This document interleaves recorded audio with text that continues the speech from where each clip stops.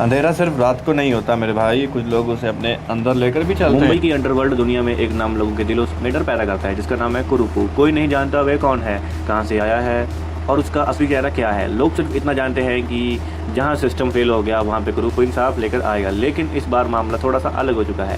शहर में लगातार बच्चों की तस्करी, नेताओं का भ्रष्टाचार और पुलिस के अंदर गद्दारी बढ़ती जा रही है। एक ईमानदार पत्रकार रिया इन सब का सच खोजते गायब हो जाती है। उसके बाद शहर में शुरू होता है मौत का खेल। इस मूवी में मेन कैरेक्टर की बात करूँ तो वो है कुरूपू, एक शांत लेकिन बेहद खतरनाक आदमी भाई साहब।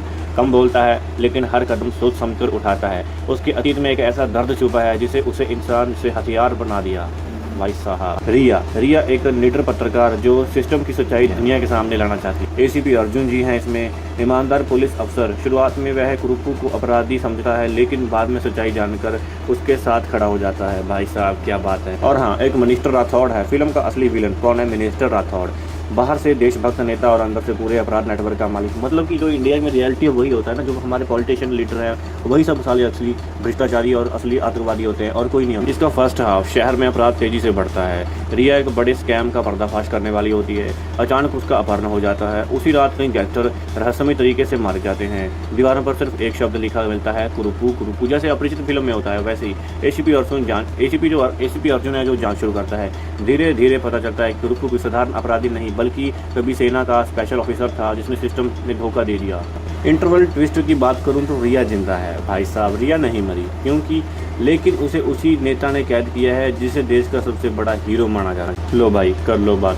और कुरूपू का उस नेता से पुराना खून का रिश्ता निकलता है। भाई साहब ये क्या ट्विस्ट निकल गया। और सेकंड हाफ, कुरूपू अपने पुराने साथियों को वापस बुलाता है। शहर में गैंगवार शुरू हो जाती है। एसीपी अर्जुन पुलिस सिस्टम के खिलाफ जाकर कुरूपू की मदद करता है। क्यों भाई? क्योंकि वो सच्चा होता है और कुरूपू की उसे असलियत पता चल जाती है। तभी बंदा एसीपी अर्जुन है जो कुरूपू का साथ देने लगता है। रिया गुप्त वीडियो रिकॉर्ड करती है जिसे मंत्री के सारे अपराध कैद होते हैं भाई साहब। यानी कि अपराधी है कौन? मंत्री का सारा नंगा नाच रिया अपने कैमरे में कैद कर लेते हैं। फिल्म में बड़े बड़े एक्शन सीन्स होने वाले हैं, जैसे कि बारिश में कंटेनर यार्ड में फाइट हो चुकी होती है भाई साहब। जेल ब्रेक सीन, ओहो, ट्रेन में क्लाइमैक्स चेंज। इमोशनल फ्लैशबैक की बात करूँ तो कुरूपू की छोटी बहन भी बचपन में मानव तस्करी की शिकार हुई थी। उसी दिन से उसने तय किया था जो कानून नहीं कर सकता वो मैं करूँगा। भाई साहब क्या बात की बोली बंदे ने, जो कानून नहीं कर सकता वो मैं करूँगा। क्लाइमैक्स की बात करूँ तो कुरूपू लाइव टीवी पर मंत्री का सच दुनिया के सामने लाता है। मंत्री भागने की कोशिश करता है लेकिन ट्रेन की छत पर अंतिम लड़ाई होती है। अंत में मंत्री मर जाता है लेकिन कुरूपू खुद पुलिस के सामने सरेंडर कर देता है।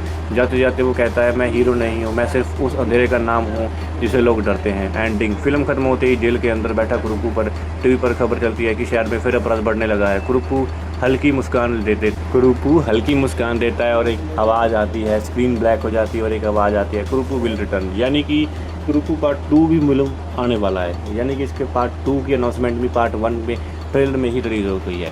बाकी आप सबको ये मेरी वीडियो कैसी लगी हो और मेरी जानकारी कैसी लगी हो, वीडियो को लाइक करना, कमेंट करना, शेयर करना। फिलहाल तो इसका ट्रेलर अभी तमिल लैंग्वेज में ही आया है। जब हिंदी में आएगा तो हिंदी में मैं आपको और अच्छे तरीके से समझा दूंगा। बाकी जितनी इन्फॉर्मेशन मुझे मिली मैंने आपको सामने बटोर दी, ठीक है। बाकी मेरी मेहनत के लिए 10 लाइक कर देना, वीडियो को सब लाइक कर देना, चैनल को सब्सक्राइब कर देना और हाँ, कमेंट में ज़रूर यार कुछ ना कुछ ज़रूर बोल देना, ठीक है। Bye bye, take care.